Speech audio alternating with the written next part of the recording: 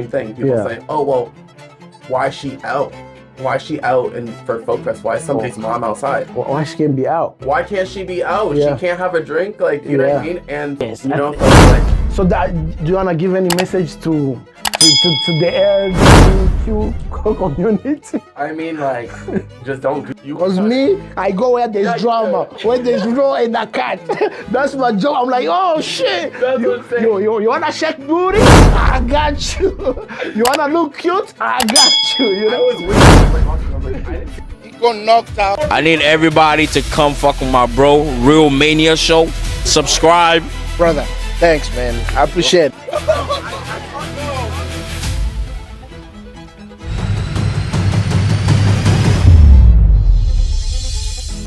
The part where people are forgetting is they just see this black guy as an evil person, disrespectful.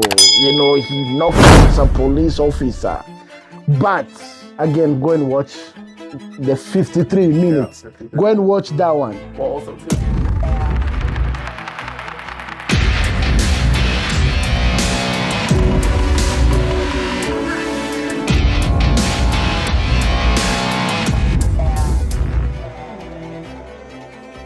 Oh, yes. What's up, my people? What's good? Welcome once again to RealMania Show. I'm your host, RealMan TMP.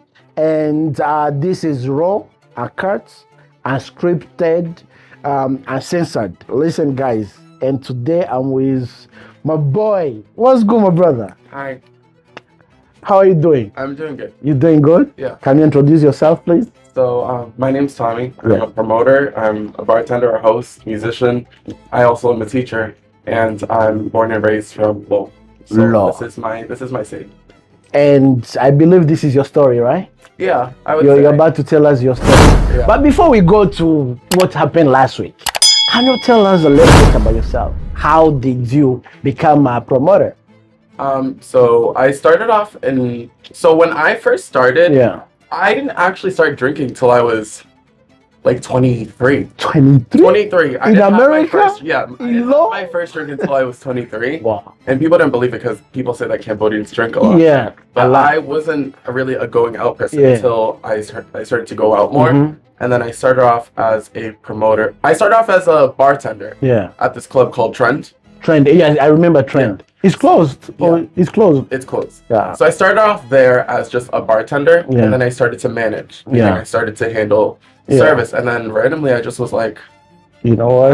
Why don't I try promoting? Because you're already promoting with your manager, posting the flyer and all that. Yeah. And the owner didn't like that. He didn't like the idea of his manager be a traveling. promoter. Yeah. Okay. So that's good for the club. Yeah, but imagine he's thinking that I'm promoting other clubs too. Oh. So then I left. And then I went to Lawrence for like a little bit. Yeah. And then I worked at Attica, which I worked with Yogi, which is one of the promoters. Yeah. And he gave me an opportunity, and ever since then I've been promoting. So how long have you been officially a promoter? 4 years. 4 years. Oh, that's some good years. So my first year was probably my favorite year because that was when I started to really like get my name out there. Yes. And then the second year was like, it gets better and better every single year. I want to ask you a controversial question. How is it hard for you to be a promoter in African culture when you are gay? If I can say that. Yeah. Is it a good question? It's actually a really good question because I think that it's based off of the stereotype of what a gay person is to people. Because I think that I'm less flamboyant gay, so it makes people feel comfortable when they speak to me. You know what I mean? Yeah. Instead of, I think when people think of a gay person, they think of like the ghetto-ish. They think of like the, oh my god, like, you know, that type. And that sometimes can be uncomfortable for people. To tell you the truth, if you are like that, I don't know if I could be even comfortable talking. Because I always tell people, I think in Africa it's not about the action itself. It's more of the way they brought it to us is like, yes, you are gay, but do you have to force me No, You know what I mean? Exactly. So, you know, like I saw you in the club, you are cool with everybody. Everybody actually likes you. And I was like, oh man, I see you here. You are promoter, you serving bottles, and then you cleaning tables. I'm like, who is this guy, man? Yeah. That was fun. That was fun to watch. I realized that, like, even like, for instance, yesterday, when I go out, it's always an iffy situation if I go out with girls to like a guy's section, because they're always like, oh, well, he's gay. Yeah. But at the same time, every single person that meets me, when they actually have a conversation with me, ends up liking me. They're like, yo, you're mad cool. I didn't realize I was gonna fuck with you that hard. But it's because I don't make anyone feel uncomfortable. Yes. You know, so it's like. So do you wanna give any message to the LGBTQ community? I mean, like, just don't do too much. Yeah. Because like that's what scares people. Yeah. You know, like if you're pushing your message or agenda on somebody, that's when people don't like it. Yes. I'm not like, you know, I like that. You know, even as a teacher, somebody that works with the school department, like in my classroom, you don't see me having like a flag, an LGBTQ flag in my classroom going, it's okay to be gay, guys. Yeah. It's just kind of like, you know, you choose. You choose when you choose, and when it's happened, it's happened. Nobody came up to me and said, oh, do you want to be gay? It's like, I just regularly in my family. I was like, I think I'm heading the other direction. I'm not going that way. I'm going to the left side, not the right. And what did they say? I'm not going straight. Well, it wasn't like an uncomfortable situation. It was just, I told my sister, I was like, I think I'm the other way. She was like, okay. That was it. Open-minded. Yeah. Like no one questioned me. Yeah. Made me feel some type of way, but no one pushed me. So, yeah. Wow, that's nice. That's good. So I want to ask you if we can go now straight to what happened last Saturday. So in this the question, can you walk us through what happened last Saturday from your team's perspective, and what time did your event officially end? All right.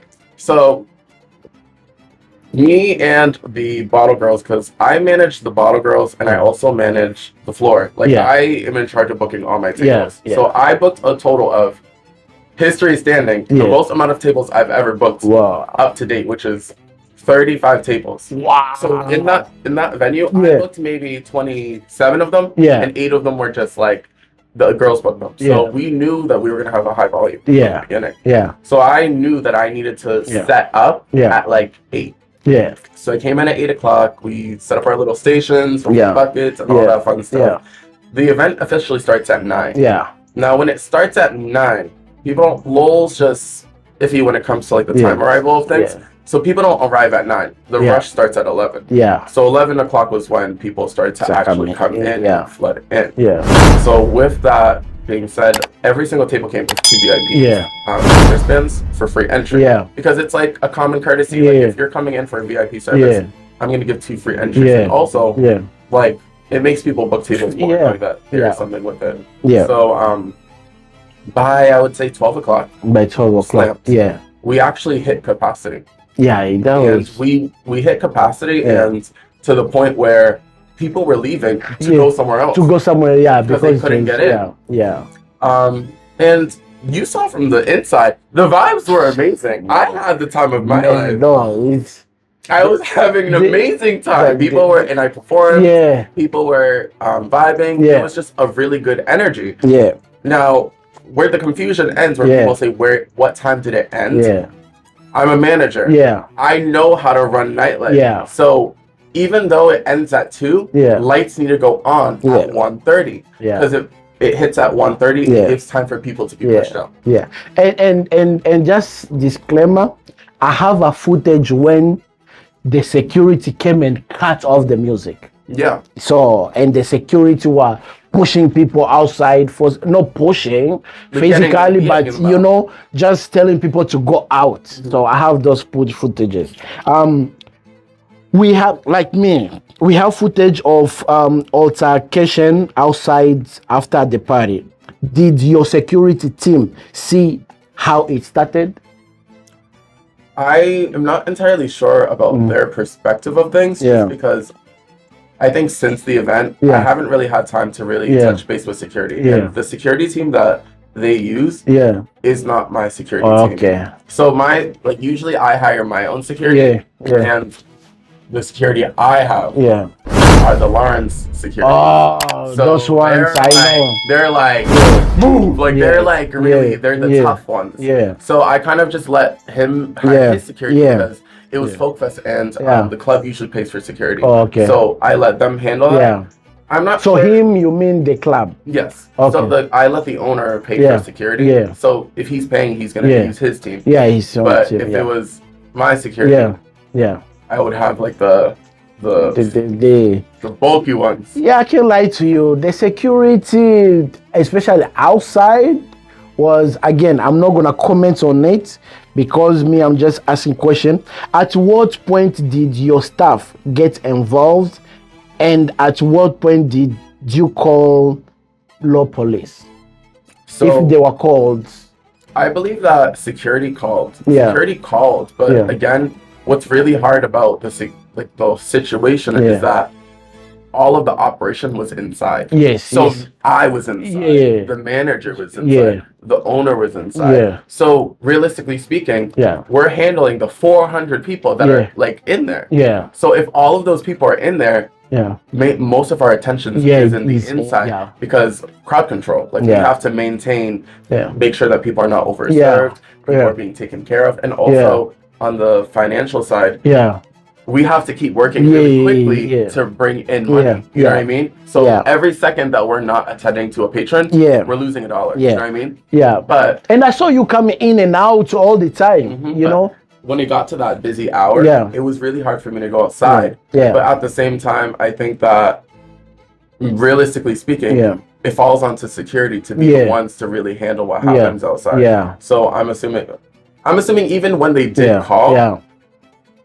it clearly shows that the cop didn't even attend to the woman. They attended to. Plus, the cops were there already. Yeah. Because, again, I'm no speculation, but I have it on the camera. The fight started they started arguing with the cop.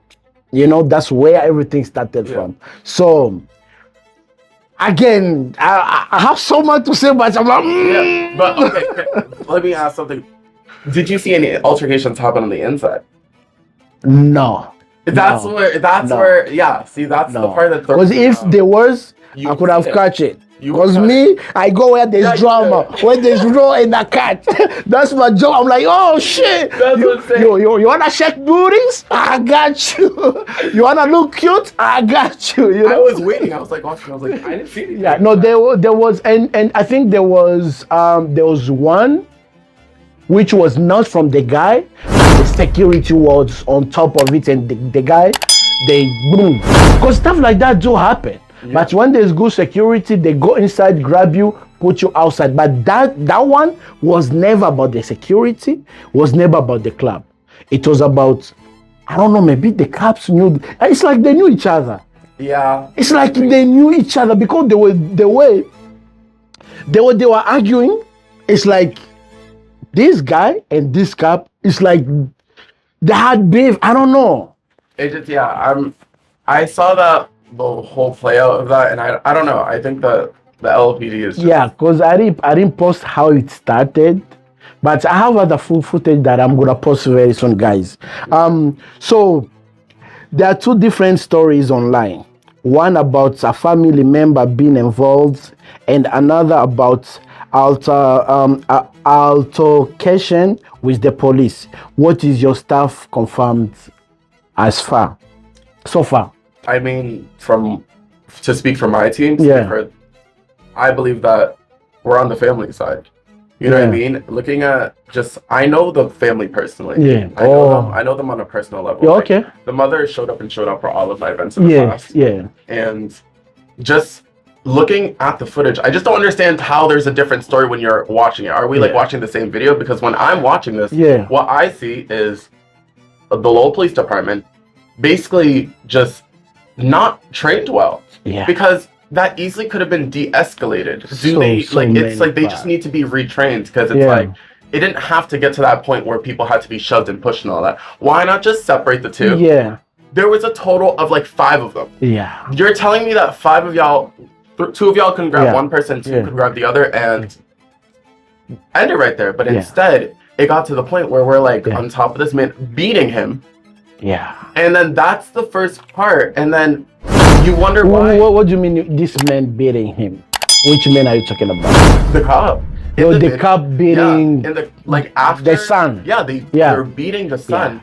And the woman's just sitting there bleeding for how long? Like it was like 15 minutes. Yeah, it was good 10 minutes or less than 10 minutes or 15 minutes. I cannot really remember, but the truth is there was so many, I can say, opportunity for them to de-escalate the situation, which is like, let the guy go. You don't have to arrest him. You're gonna find him whenever he go. He doesn't have a gun or he gonna shoot somebody. No, just let him go. And as long as you have one of the person and you're ready, because at that time they already separate them. Yeah. But after even they separated those two guys, nobody went to take care of the mother. Yeah. You know what I mean? And it's like, and it's just crazy because I like watch it and then you see the viral part where it's, he gets up and punches the cop.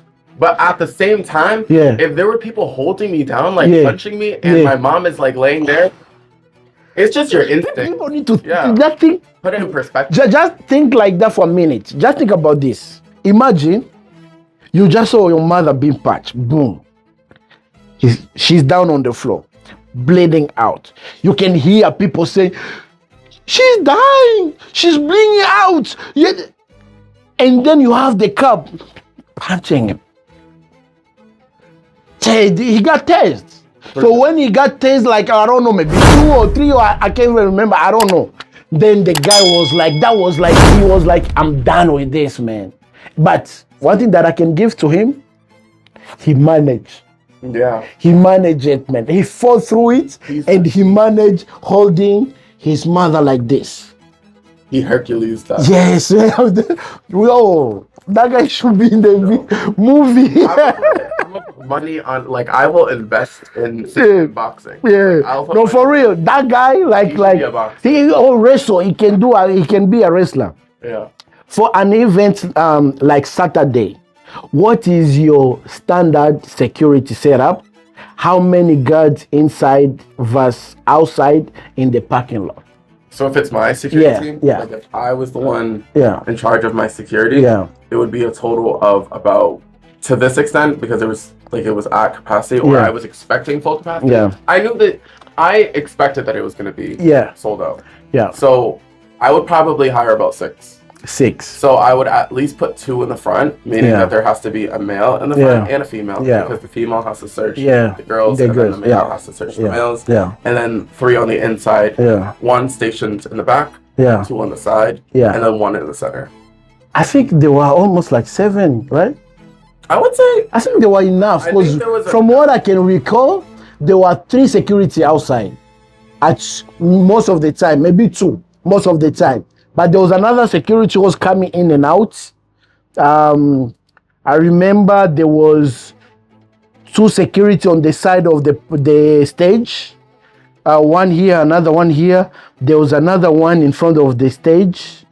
There was another security with the girls, something like that. I think there was maybe 6, or I'm not gonna no numbers, but for me, from what you have said, I think there were more than 5 securities. And that's why, like, the inside, nothing really happened inside. Because inside was a vibe. I'd be on, like, standby, too. Like, as somebody that's doing so much, I also am watching to make sure everything's going well.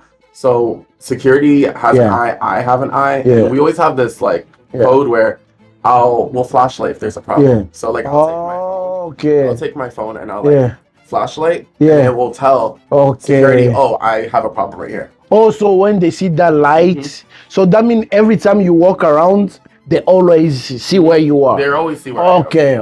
Okay. And it's also really hard because I was wearing polka dots. Yeah. So, like, even the dress that you are wearing, it was black and white, right? The girls. Even the girls too. So that was, no, I can't lie to you. That party was a blast. I enjoy myself, man.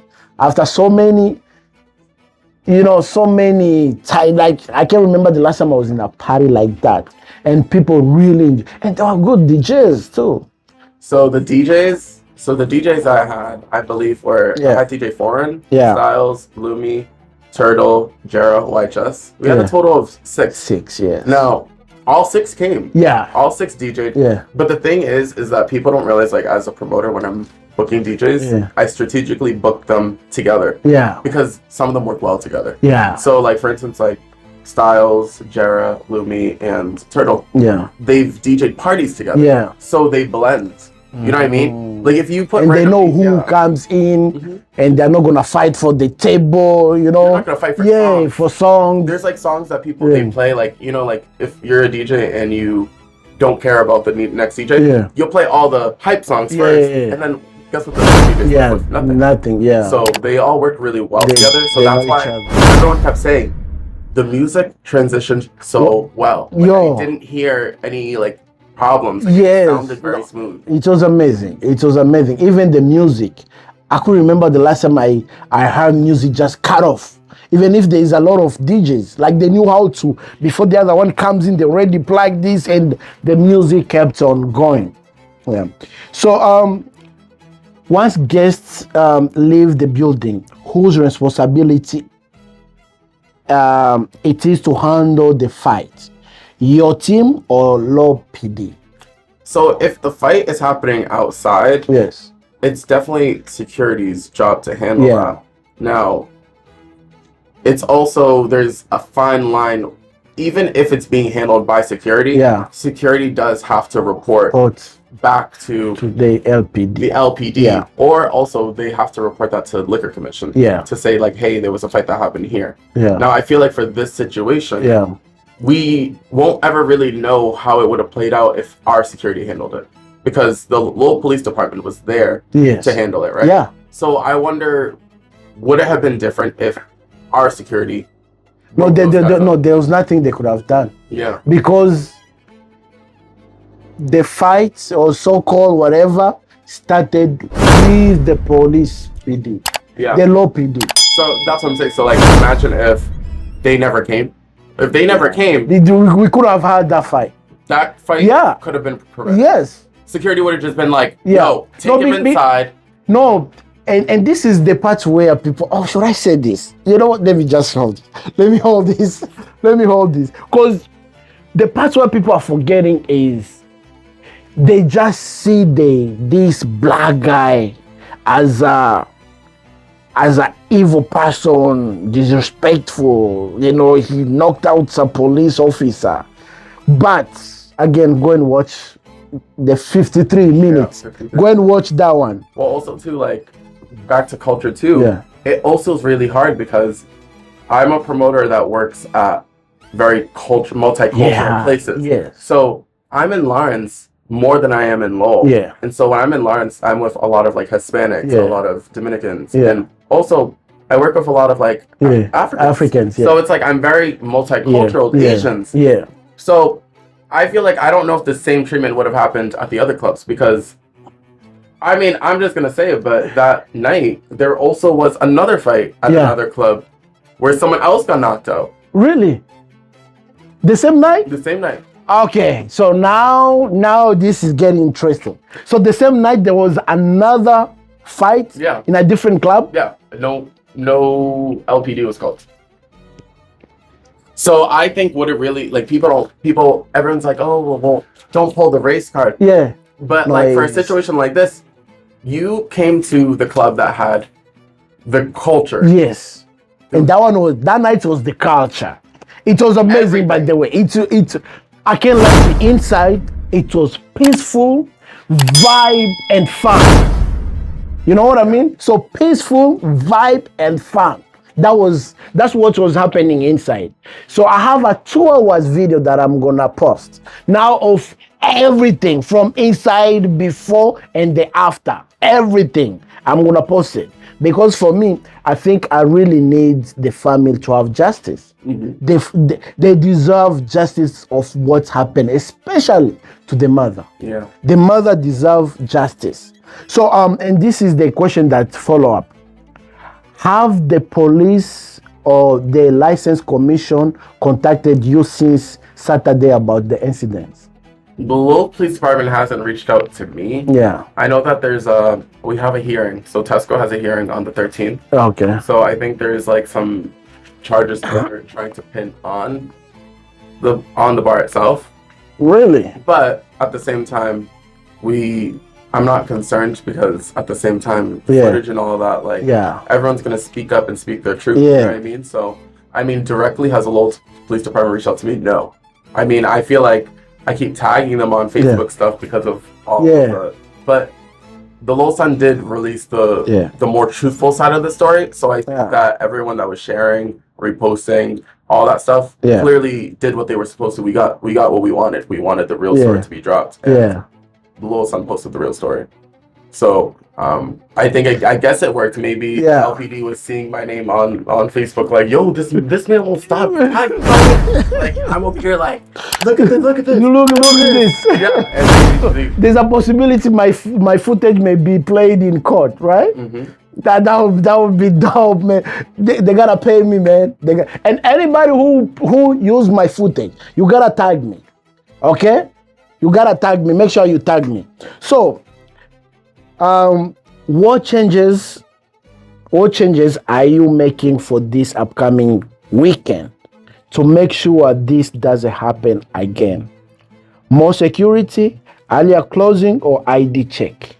So I won't be there this week because I'm more of a promoter that kind of like bounces around. So like I do like once a month. Or sometimes I do Attica. I work at Attica and Lawrence every Saturday. So it's like varies, but what I would do differently if I was there, I would say maybe stricter security. I think that I would definitely bring in a more tougher team. And on top of that too, heavy on the ID checking, scanning. I was wondering why we, like, of course, like they were checking the IDs, but they weren't scanning them. Which it's really hard to tell if it's a real or a fake. Fake. You know what I mean? So I think ID checking, stricter security. And also I would even say like just coordinating better with like the LPD. Like the LPD. You know, like look, maybe we could have somebody like stationed outside. You know, and definitely send in somebody that's a little bit more trained. Of course. And even when I saw those LPD, I was like, how old are you? They look so young. This guy, I was like, bro. And he was like, I'm 28, but people think I'm 18. I'm like, I wonder. And that's the same person who got knocked out. But guys, we are not laughing of this is very sensitive, but somehow we are human, man. Sometimes it's funny. So I think we are almost at the end. Do you want to put out any direct message to the people involved and to the community who saw this on the news? I mean, my message is kind of just more transparent. I just think I just think that it just shows that we just really have to be like kinder people. I like see the comments and I see people writing like really like fucked up shit. And it's like it just shows you like how much hate people really have in their heart. Where it's like instead of it like put right from wrong aside and just think about the person that's like think about people that are like going through it, you know what I mean? So like I feel like sometimes we're always trying to validate like, oh, they did it because of this, they did it because of that. Take that shit away and just like that's somebody's mom. Excuse me. That's somebody's son. Likewise, if you were in that situation, you would have done the same thing. People say, oh well, why is she out? Why is she out and for focus? Why is somebody's mom outside? Why she can't be out? Why can't she be out? She can't have a drink, like you know what I mean? And she can't be out with her son. Like it's just people are trying to find a way to say that something's wrong. Responsibility from you know, but realistically speaking, we just have to come for a more humanized place. That's what I have to say. I don't have anything really to say about the situation because I feel like I believe that God will work on that for us, and that will figure itself out. But at the same time, like, it's just a really fucked up situation. I'm happy that you provided the footage so that now we can use that as something to be like, you know, as something else that he wasn't at fault for the whole thing. Especially like, again, I'm gonna say it one more time. Someone does that shit to my mom. I promise you. Maybe you'll do worse. Put me on Bad Boys. I would be doing the same shit. You know what I mean? Thank you so much for coming, and I know you have personal relationship with the mother, I will DM her so that she can come and we can talk. Cause a lot of people, they're telling me, yo, you need to interview the mother so that she can speak her truth and give her the same opportunity to speak her truth, a side of story. And I'm like, before I was like, I don't know, I just think I wanna just leave it like that. But now I'm like, after I watched the news, and I was like, really? You guys didn't do any research. It's like they didn't talk to anybody. They just saw that maybe 20-second footage, and they went with that. They ran with it. Yeah. But also, I think fake news. Maybe. Donald Trump, fake news. This fake news. I think a good opportunity for you to also see her probably is they're doing a protest. August 28th. Yeah. So maybe August 28th. Yeah. You guys could be there. No, I think I'm gonna be there. Yeah. So I think the interview first, put the truth, then follow up now on that day, because I'm gonna have to be there. Yeah. I will be there, and we will be there. So, my brother, thank you so much. I really appreciate. Yeah, I wanna talk today. I wanna talk to the owner too, and just hear a little bit of his story. But yo, I have a RealMania vibe, so it's a show that I wanna do, and I want you to promote. I wanna do it with you. I'm down to promote. Are you down? Thanks, man. I appreciate it. Thank you, guys. Make sure you like, share, subscribe at I am RealMania TMP on all social media platforms at RealMania TMP. Shout out to my sponsor TMP Empire. And how can people find you? You can either reach out to me. It's Toxy Sreth, so TOXXYSRETH on Instagram, or you can reach me out directly by my number, because my number is clearly public. So 978-995-2653, and that's usually if people want to book a table, bottle inquiries, want to work, stuff like that. Thank you so much. Until next time, shout out to Director Donaldo. Peace and love. Boston, we outside. Thanks.